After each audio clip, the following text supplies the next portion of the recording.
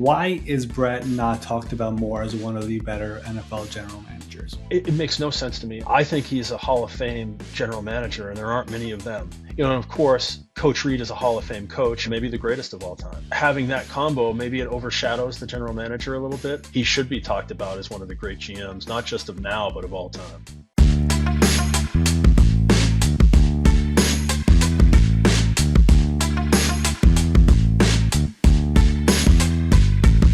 Joining us today here on NFL Spotlight, he has been around the NFL for over 25 years. He plays a very big role with the Kansas City Chiefs, serving as the Senior VP of Football Operations. He works closely with Andy Reid, with GM Brett Veach. He has won 3 Super Bowls, and he is very well respected around the NFL. I'm excited for fans to get to know him.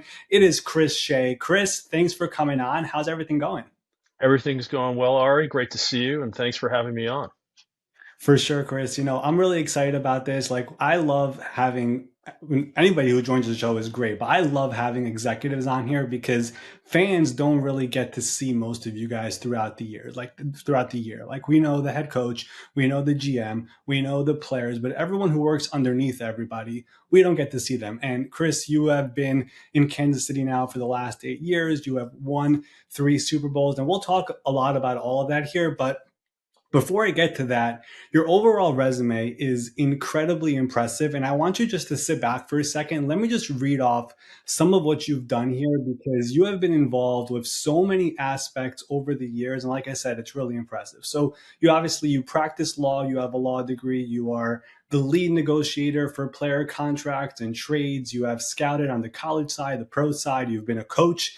You're involved with analytics. You manage the salary cap. You understand the CBA. You have worked with the NFL Management Council. You were with the NFL officiating department in '07. You have been a part of 3 Super Bowl teams, like I said, and there is so much more that you do.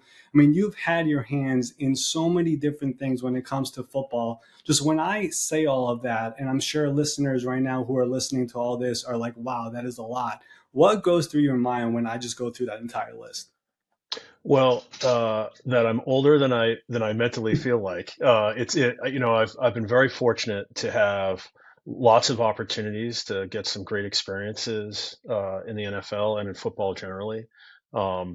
But when you read all that, it's interesting to me.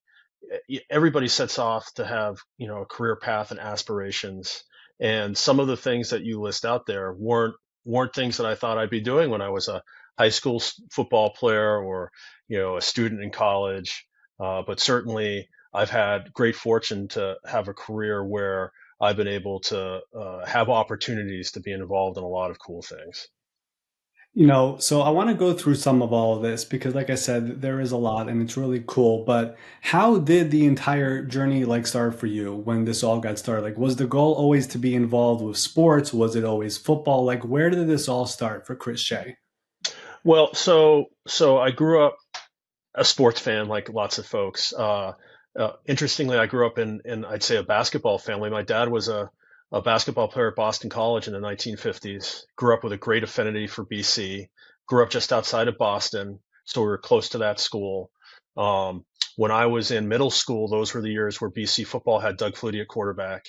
Got to see him play in person. That really sort of sparked my love of football, and I took it from there to being a very unathletic high school player. But I did get to play for 4 years at Belmont High School, just outside of Massachusetts. And as I went through high school, started thinking about college, I thought really I wanted to be a high school coach and teacher, and that was my career path. And I had this love for football, but opportunities presented themselves over time to take sort of a totally different route in life, and I've ended up here.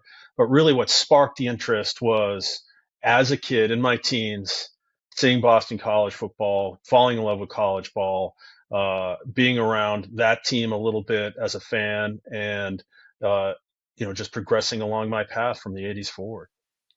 So I want to ask you, you mentioned how you started as a coach, eventually you shifted over to the executive Mhm. side. Was there anybody in particular who helped you get that big break where you finally broke in? What was the first big break for you where, you know what, I might have a chance of here to end up, working in the NFL?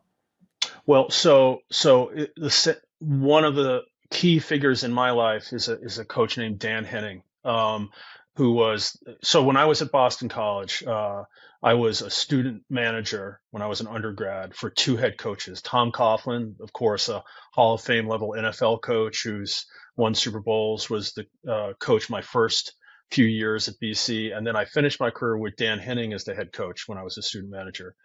He was a key figure, as was my high school coach, a man named John Pappas, helping me get, after I was a student manager, an opportunity to coach at Harvard right out of college, which was incredible. And I thought I was on a path where that would lead into lots of different opportunities to coach. But it became difficult to sort of progress in my coaching career from that job as fast as I wanted to as an impatient 20 something. Um, but I was struggling a little bit to find a better coaching opportunity back then in the late '90s. I had an opportunity to go back to Boston College and work for a third head coach, a different head coach than when I was an undergraduate there, named Tom O'Brien, and work in his recruiting operation for him. But while I was there, Coach Henning, who helped me with the Harvard opportunity years earlier, and was the quarterbacks coach and then the offensive coordinator at the Jets, reached out to me about a scouting opportunity at the Jets, and I really hadn't thought about getting involved in NFL scouting. I had a real passion for coaching at that time, but after discussing it with Coach Henning and thinking about it at length, I decided to make a leap of faith to take an interview, and I ended up interviewing in a couple different places because of Coach Henning for scouting opportunities, and I actually did wind up at the Jets because of that connection. And so, one thing I can say is that nobody's careers happen without people mentoring them and helping them along the way. And certainly, Coach Henning was one of the most important figures in me having an NFL opportunity.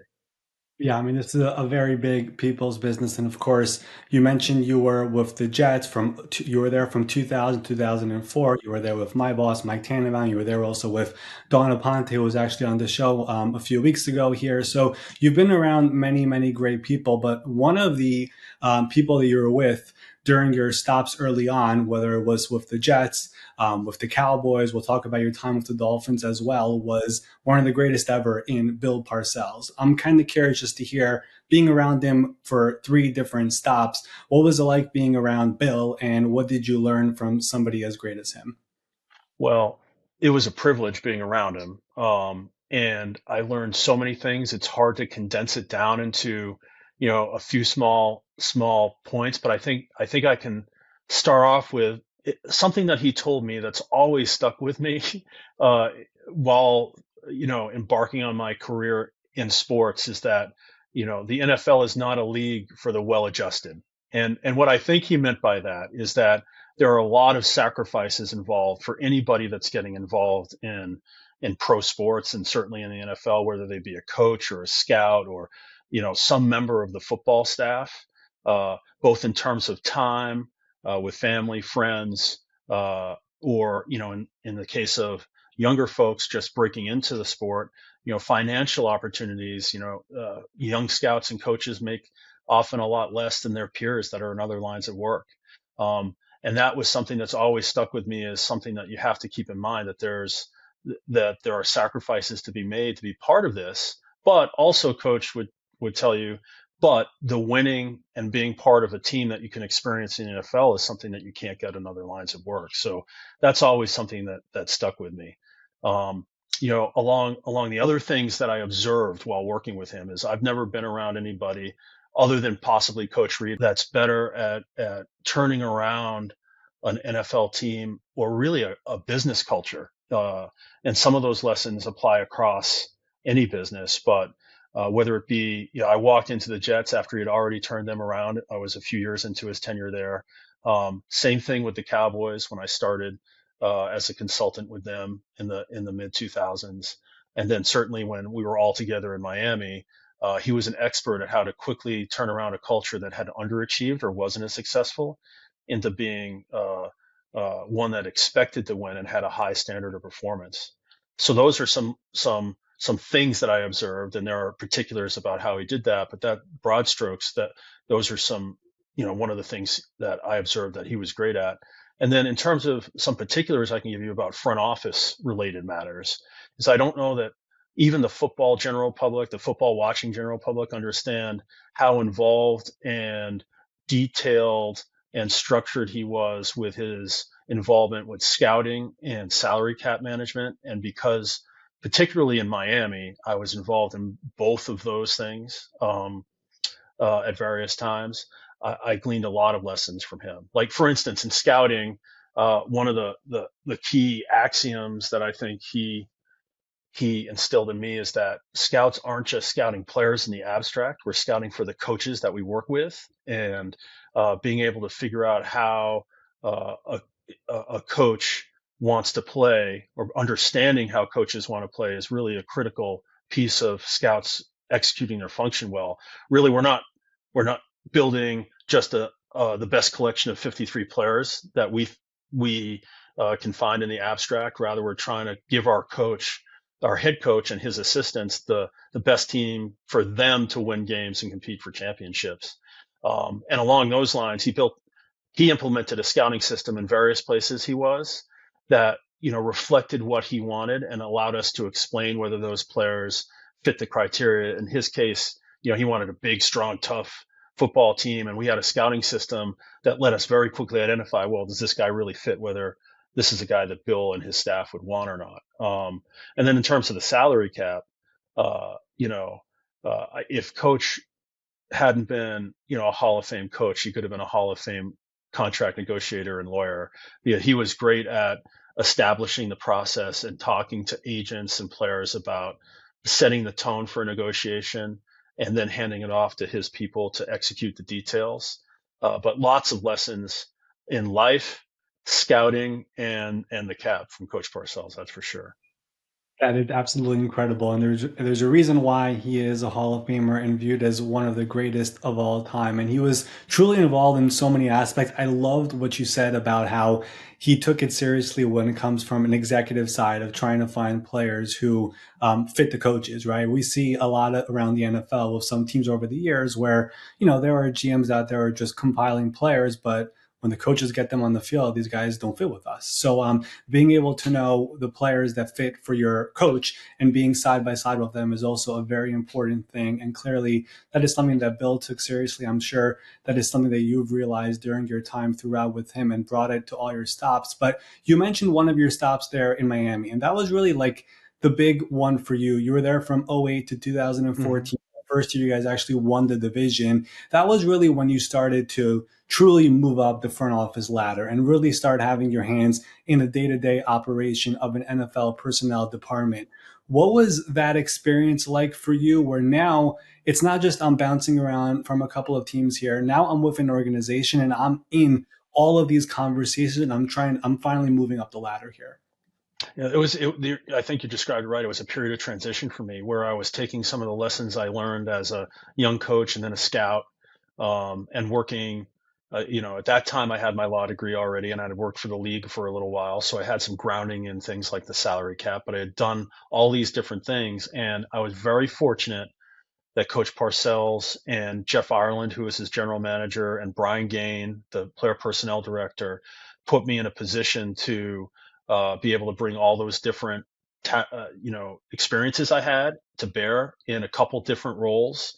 And I weaved there in and out of uh, being always involved in scouting, and also being involved in the cap for a significant stretch of time there too, with one of your former guests, Donna Ponte, being my boss when she was in charge of the cap there. And it was a great experience, but it was definitely a different capacity in terms of moving from executing the job of evaluating players, or doing the unglamorous grunt work that an entry level scouting assistant might do, to having to have the organizational skills to manage an entire staff, be able to communicate what the vision of the general manager and the head coach, and in Coach Parcells' case, the executive vice president of football operations at that time, were, to what everything that we were doing, every process that we had, and then also being responsible for having my own opinions about players. That was different, but it was rewarding too, because you were able to contribute to the information that Coach Parcells and the senior leadership there were using to make decisions and hopefully help everybody else do their job more efficiently too. One of the things that you are really great at, of course, is contract negotiations and the salary cap and the CBA. Before Miami, I didn't mention this before talking about the Dolphins, but you spent a year with the Management Council in the NFL, and I don't really think fans truly understand what that even is, but it's a very, very important thing in the NFL. Could you just explain A, why it's so important and what it is, and then B, what did you do there and what was that experience like for you as you continue your journey here? Sure, Ari. Yeah. Well, I didn't know what the management council was before I got into the NFL. It's a little bit behind the scenes and obscured from everyday awareness of fans. What the really big strokes, broad strokes, the NFL Management Council is an entity within the NFL league office that the owners have created that is the collective bargaining arm of the NFL on behalf of the owners. So they're the folks, along with ownership, that negotiates the CBA with the NFLPA, the players union. But in addition to doing that, which is a huge piece of what they do, but it's only once or twice a decade, they enforce all the rules related to the CBA. They advise clubs about the rules. They enforce them. They also enforce NFL related rules, and they manage things like player transactions, the salary cap, and they work in conjunction with other aspects of the NFL league office to make sure that we can put games on and that we're, you know, counting all of our revenue in a way that it sets the salary cap, that providing advice to NFL teams about what is permissible and not permissible under the CBA and contracts, things of that nature. So when I was there, I started off when I was finishing law school as a law clerk working for attorneys that work at the management council that handle disputes with players. Like they're called grievances, they're arbitrations in the NFL. And that can be when a player and a club have a disagreement, perhaps about what money is owed to a player. The NFL Management Council represents all the teams if they have a dispute with a player in an arbitration process where the union represents the player. The agents themselves don't do that in that arbitration setting. So that's part of what I broke in doing, working as a law clerk there. And then I got an opportunity to work for a year in the group that actually manages the salary cap. So we do things like value every contract that came through, advise teams on what the CBA allows and doesn't allow. And if in the rare instance, maybe a team had a violation of a CBA rule where a contract wasn't valid, we might have to disapprove a contract. But it was a very rewarding experience and gave me sort of a broad understanding of how the league functions, how the CBA functions, and how the cap functions in a way that I don't think I could have gotten if I had worked my whole career at a team. Yeah, I do believe it's one of the behind the scenes thing that the league has that I don't think fans even know it exists, but it really gives you a glimpse of all the stuff that goes on behind the scenes in the NFL for clubs and all these different angles. And you got to be there for a year and got to experience it. So that was there. You ended up in Miami, like we spoke about. After Miami, this is where everything really takes off for you. You end up going to Philadelphia for a couple of years and you spend some time there. And that period was when they really rebuilt that roster where they eventually won the Super Bowl in 2017. What was it like to be there where the roster at the time was probably not in the greatest place? And then you saw it get rebuilt where eventually they won the Super Bowl in 2017. Well, it was an incredible experience, and I had spent 7 years in Miami, and in 15 I went to the Eagles, and that was uh, the last year of Chip Kelly as the head coach, and I joined them after the 15 draft, so they had built their roster. Unfortunately, there wasn't a lot of success in the season that year, and Coach Kelly was let go. Howie Roseman then hired Coach Peterson to be the head coach, and I got to observe how Howie went about a master class in trading assets from the previous or players, assets and draft picks, players off of our roster that was built for the previous coaching staff and turning into assets where we drafted what we thought was going to be our franchise quarterback in Carson Wentz. He did a series of trades to do that, to clear cap space, to be able to allow us to sign free agents. Also, how he negotiated contracts with some cornerstone free agents that were part of that eventual Super Bowl winner in 2017.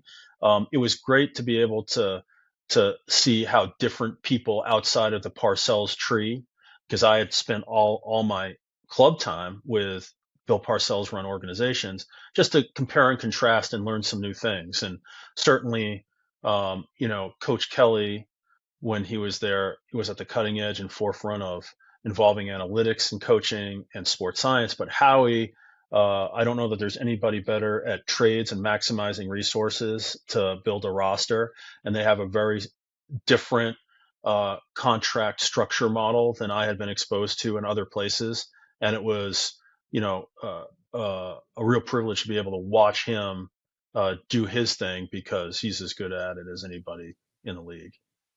Yeah, so during that period with Philadelphia, you mentioned you get to see a different angle, a different way of how a team operates. You get to be around Howie. You were there with Doug Peterson for a little bit, obviously the back end of Chip Kelly's career, and then eventually you end up making the move to where you are right now in Kansas City.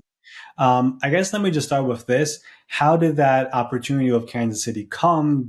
Was it Brett Veach? Like, who was the person who was going after you? Where it was like, all right, I'm making the switch to this team now. Where of course you've had all this success. Well, it's interesting. Sometimes you feel like you're fated to be someplace. And I had a relationship with lots of folks here at Kansas City. I knew Brett Veach before the opportunity even presented itself here. But at the time I moved from Philadelphia to Kansas City, it was right after the 2017 draft. John Dorsey was still the general manager. Um, his uh, primary contract negotiator was Brant Tillis at the time, who is a close friend of mine. Brant and I worked together at the league office. John and I had known each other for a long time through mutual friends that were at the Packers. Brant and John approached me about possibly having an opportunity to come here after that draft in a capacity to work with Brant on the salary cap, where I had a little bit more of a legal background than Brant, but Brant and I would work together as a team. He'd be the primary negotiator, and eventually I'd also be involved heavily in scouting and player evaluations. I had known Brett before that, and had tremendous admiration for him. Knew the Mike Borgonzi, who's here as the assistant GM, had worked with a bunch of people. And unfortunately, 6 weeks into my being here, John and Clark Hunt decided to part ways, and John was no longer the general manager, but Brett got immediately hired, almost immediately, to be the new GM here, and it took off from there. So I didn't have a chance to work with John as much as I'd wanted to, but it was one of the greatest developments in my career to be able to work under Brett, and Brett has retained me and let me grow into the capacity I'm in now. But it was interesting. I had really, you just never know how the network of people that you've worked with in the past are going to come back and create opportunities for you to consider in a career. And I'm sure that's true of any line of work, but certainly here in Kansas City, it was, the folks that I knew here, and even including Brett and Mike Borgonzi involved in that decision to bring me here, that led to me moving from Philly to KC. I want to ask you about some of those people you mentioned there. I mean, I'm going to start with Brett because he has been primarily the GM there while you've been with him. What's it been like working with him, seeing him really from the start? And I guess you guys have won 3 Super Bowls together with him at the helm. Why is Brett not talked about more as one of the better NFL general managers? No, that's interesting. I don't know. I don't know if it makes no sense to me, and I don't know if I can give you a reason. I think I think Brett is very humble, and he doesn't promote himself, but he has a lot of success. And I think people here would tell you that he's been instrumental in everything we've done to get to the place where we've been in 4 Super Bowls and won 3 of them. And um, I think he's a Hall of Fame general manager, and there aren't many of them with the success he's enjoyed. Uh, of course, Coach Reid is a Hall of Fame coach, and we've got a great quarterback. We've got an all-time great coach, maybe one of the two or three greatest of all time, maybe the greatest of all time. And having having that combo, maybe it overshadows the general manager a little bit, and that's not Brett's fault, but he's spectacular. Um, so, just to give you a little insight into him, he's the best general manager or figurehead of any team I've belonged to or worked for at the college level or the pro level at building process and communication that leads to an open and aligned culture. The way we meet, he has our entire front office in our draft meetings, in our free agency meetings. That doesn't happen everywhere. There are often lots of silos where people sort of have very narrow job descriptions and don't get exposed to how other people think about players. We're all watching more film and meeting more together as a unified staff than any place I've ever been. And this is my 8th year here. I had worked, I think, 16 or 17 years in the league before I ever got here, and he just creates an openness where we're all aligned and know eventually what he's thinking, understand what types of players he wants, but also what types of players the coaches want. He also does a tremendous job of involving the coaching staff and interacting with the coaching staff organically all the time and the support staff so that we're really one big football operation here that's all rowing in the same direction. And that starts with Clark Hunt and Coach Reid, but Brett's instrumental in it. And he should be talked about as one of the great GMs, not just of now, but of all time. I mean, I just think about some of the things that have happened in Kansas City during this time where there was a point where the offensive line was not great. It was revamped in an off season. The receiver room was decimated at a point, especially after the Tyreek trade. It was fixed up real quick. I mean, there have been some really impressive stuff that were done there. The drafts have been excellent. Determining who stays, who goes has been for a team that has a lot of big contracts. Like this team, it seems like a lot of times you guys are pushing the right buttons. And I think Brett is obviously a very big part of that, and you are as well. Let me ask you about the other person you mentioned there, and that is Andy Reid. You work really closely with him as well. What have you learned from Andy Reid? Because I'm sure you could probably talk for hours about him, but like just being around Andy, what are some of the things you've gleaned from him, who is one of the greatest coaches of all time and will be a Hall of Famer when it's all said and done? Like I was alluding to earlier, I've had an opportunity to work with a bunch of Hall of Fame level coaches, and to be able to say that is crazy. I'm very fortunate, but much like Coach Parcells, uh, I I've been able to observe him and how he builds his culture here. And it echoes some of the things I was just talking about with Brett, that uh, I've learned that he values very much making the main thing the main thing. Football is the focus here. We're an aligned culture, um, and it's been uh, a a great opportunity for me to be a small part of that. Uh, Also, having a coach that's a former general manager, because he was both the head coach and the general manager for a period of time in Philadelphia, really allows him to understand our process and be able to communicate to us in a way that not everybody can from the head coaching seat. And it makes our job easier. Much like Coach Parcells was able to define what he's looking for, so does Coach Reid. But it goes a step beyond that now, I think, because of the role I'm in, and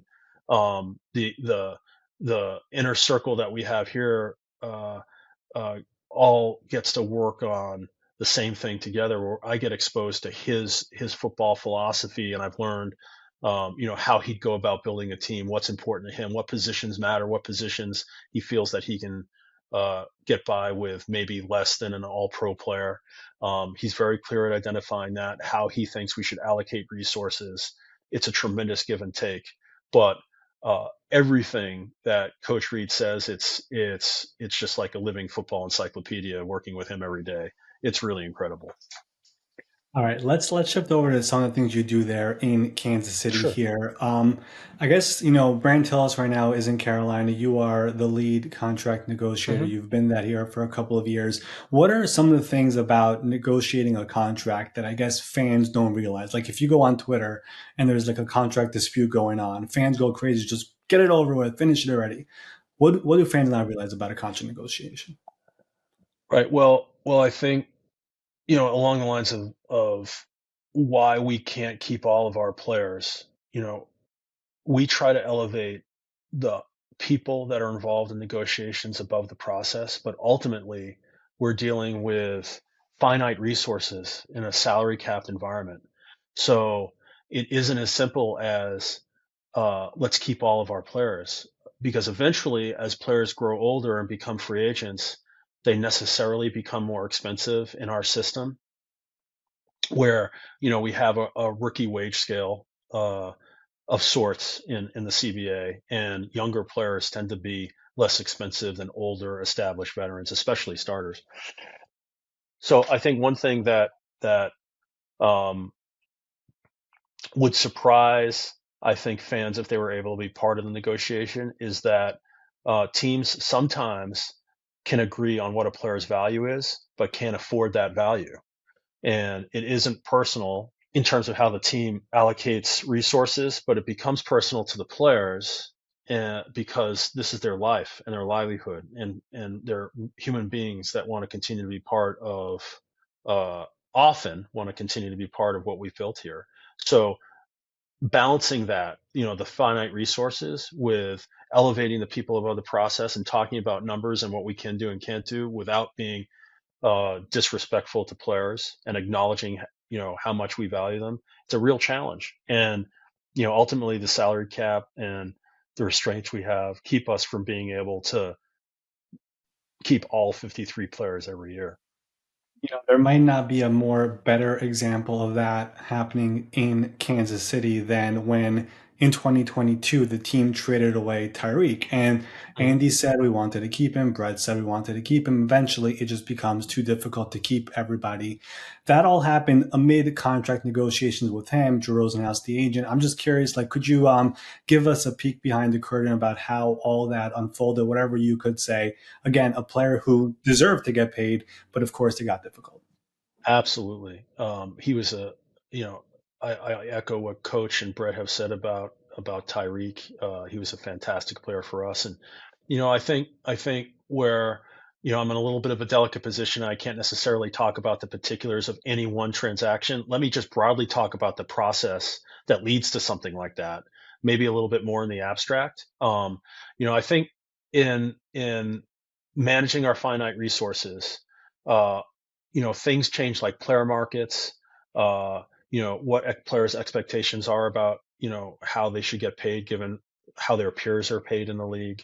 And uh, certainly what can seem like uh, a negotiation that's going to lead to a deal uh, one moment can change based on circumstances around you. And in the instance of having to move on from a player like Tyreek, or other elite players. I think Brett and Coach have done a great job of being able to take in the information that their support staff provides to them about what would the ramifications of every decision result in, or what would they be? So if we do A, we then can't do B or C or D, or this is what our roster will look like in terms of the available resources in future years if we do something, and they factor in all their inputs that they get from coaches, scouts, the cap folks, all of us. Um, and they're able to make decisions that, while difficult, maintain the best chance to compete for championships. Trades are hard, especially when they involve great players, but it's all with the eye toward maintaining our window of competing for championships in a sustainable way, and rather than necessarily maybe going in all at once for 1 year or a short window, trying to keep this thing competitive for a long time with an elite quarterback and an elite coach. You mentioned your elite quarterback. I do want to ask you about a deal that did get done. Negotiating the Patrick Mahomes 10-year deal during the pandemic when I guess no one really knew what the future of the cap would look like. I guess what could you give us behind the curtain of doing a deal like that? How long does it take? How uncertain was it with the pandemic going on? Like any good stories about how that all unfolded for Sure. you? Well, I'll echo what Brett Veach said about our relationship with Patrick and his representatives. That's a special relationship built on trust. There's ongoing dialogue, and there always is ongoing dialogue with Patrick and his agent, his representatives about lots of things in this organization. And that's something that Brett has talked about publicly. And, when we negotiated his extension out of his rookie deal in 2000 during the pandemic, there were a lot of moving parts. But the trust and ongoing dialogue that we had with his representatives allowed us to work through these complicated moving parts and arrive at a deal that, uh, Brant Tillis was the primary negotiator. I was right there, riding shotgun with him, with Brett and Coach. Uh, Brant deserves a lot of credit for having the dialogue with Patrick's camp. Brett and Brant and myself were in the foxhole together with those guys, trying to figure out a path forward. And it took a long time. But the ongoing dialogue didn't start in that off season. It was a relationship that started in earnest before Patrick was ever a Chief, and continued throughout his entire rookie deal and continues to this day. So relationships and dialogue matter. And I think that complex deal, which was unusual, um, is reflective of the relationship that Patrick and his representatives have with the Hunt family, the head coach, Coach Reid, Brett, and us as the staff representing Brett. Yep, I remember it like it was yesterday. I mean, I think that deal got done around the same time also when Chris Jones eventually got done. It was a very unique time there in Kansas City. Of course, it has all worked out tremendously. One more thing here about the current team and just negotiating the way you do. We've seen players like Juju and Hollywood Brown mention that they get a text during free agency from Coach Reid to try to help seal the deal. As a one of the lead negotiators, how cool is it that you have Andy Reid who could help close the deal like that, knowing that you guys have that elite quarterback and you have the great head coach and you have all that, where you could have Andy maybe just push it to the finish line for you. It's tremendous. Coach started in college football. He's an elite recruiter, as in addition to everything else that he's great at, and really, uh, everything we're doing is bringing coaches, or I'm sorry, players into the program that Coach has built. And Brett and myself and everybody who works under Brett, we're providing Coach Reid with players, and there's nobody better to sell them on the vision of what this program's all about or how they'd fit here than Coach. And he's spectacular at it. So it's really cool. It's fun. And he is, again, a coach who's been a general manager. He's been a recruiter.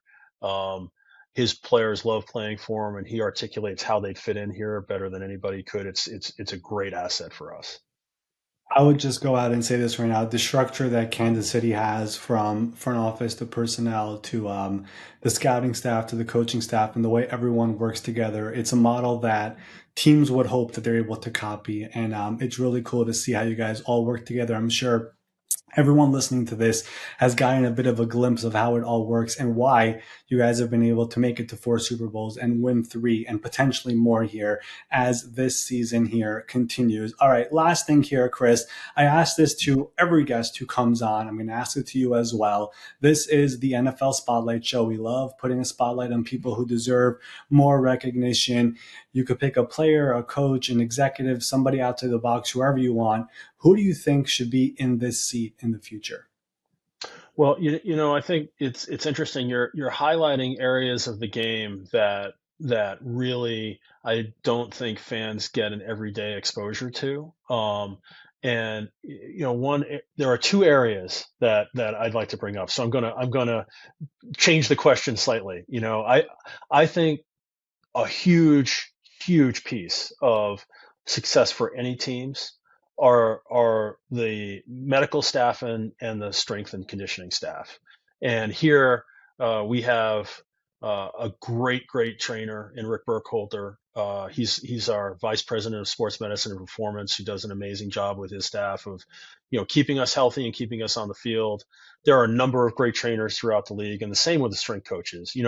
I think player development is, sort of a threefold process. It's the coaches developing skills and expectations of how players should behave within our culture, but also the players in the weight room develop themselves physically, and in the training room they stay healthy and develop good habits for maximizing what they have. And I'd nominate you thinking about head trainers and head strength coaches as your next pool of candidates. But I love my guys here, so I'm biased toward the Chiefs.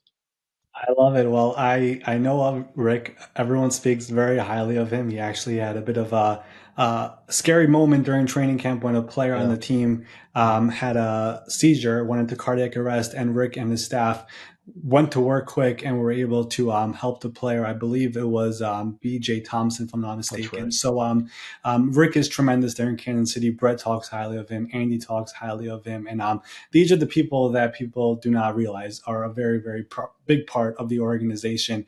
And we would love to talk to them as well. But Chris, I want to thank you for coming on here, talking about your journey, what you do for the Chiefs, the impact you've had around the game of football for so long. Continued success to you, continued success to the Chiefs, and all the best.